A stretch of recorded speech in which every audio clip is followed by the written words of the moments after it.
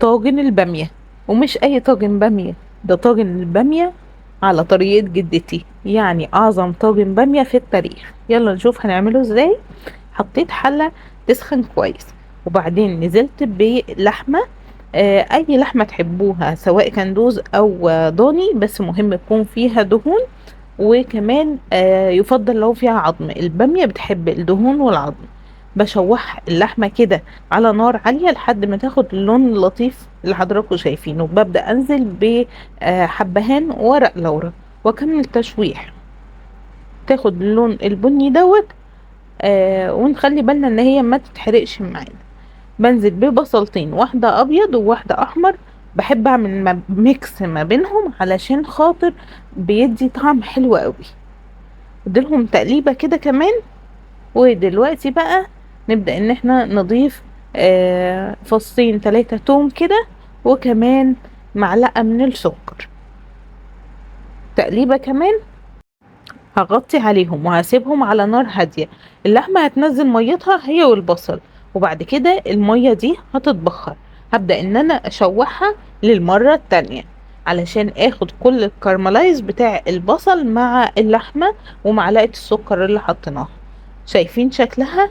يعني هي تتاكل اصلا في المرحلة دي من غير ما نكمل.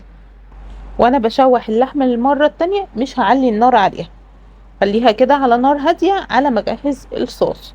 هنا حطيت فوق معلقة من الزيت، نزلت عليها بمعلقة من صلصة الطماطم وشوحتها كويس الاول علشان تطير طعم المادة الحافظة اللي فيها.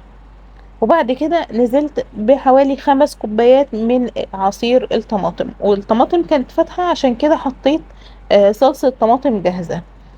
هسيبها بس تغلي، انا مش عايزاها تقصر ولا حاجة ولا تتسبك، انا عايزاها تغلي بس، بحيث ان انا لما احطها على اللحمة ما تشدش معايا. كده اللحمة اتشوحت للمرة التانية زي ما حضراتكم شايفين كده. دلوقتي بقى هنزل بصلصة الطماطم اللي غليناها. حاولوا انكم ما تعلوش النار عليها، خلوها تستوي على نار هادية عشان تاخدوا تيست مظبوط. هضيف رشة من الفلفل الاسود واغطي عليها واسيبها على نار هادية لحد ما تستوي تماما. الوقت ده كان صوص الطماطم قصر كده وتقل، فهزود مية سخنة. مش بنزود مية من الحنفية يا جماعة، نخلي بالنا. زودت المية السخنة. ودلوقتي هضيف الملح، لان اللحمة كانت استوت معايا مظبوط. نظبط ملحنا حسب ذوقنا، تسيبها تاخد غلوة مع الملح علشان يبقى التست بتاعها مظبوط. دلوقتي هنزل بقرنين من الفلفل، فتحيهم بالشكل اللي حضراتكم شايفينه، وحطيت بصلة صغيرة. هنزل بالبامية، البامية كانت فروزن، فمش هتاخد وقت خالص في التسوية. ضفت عليها على طول عصير ليمونتين، وهسيبها تاخد غلوتين كده. غطي عليها نص تغطية. غليت معايا مظبوط. هضيف دلوقتي حوالي 3 4 فصوص من الثوم متكسرين كده يا جماعة، مش مدقوقين ناعم. الطاجن بتاعي كنت حاطاه في الفرن سخن جدا جدا.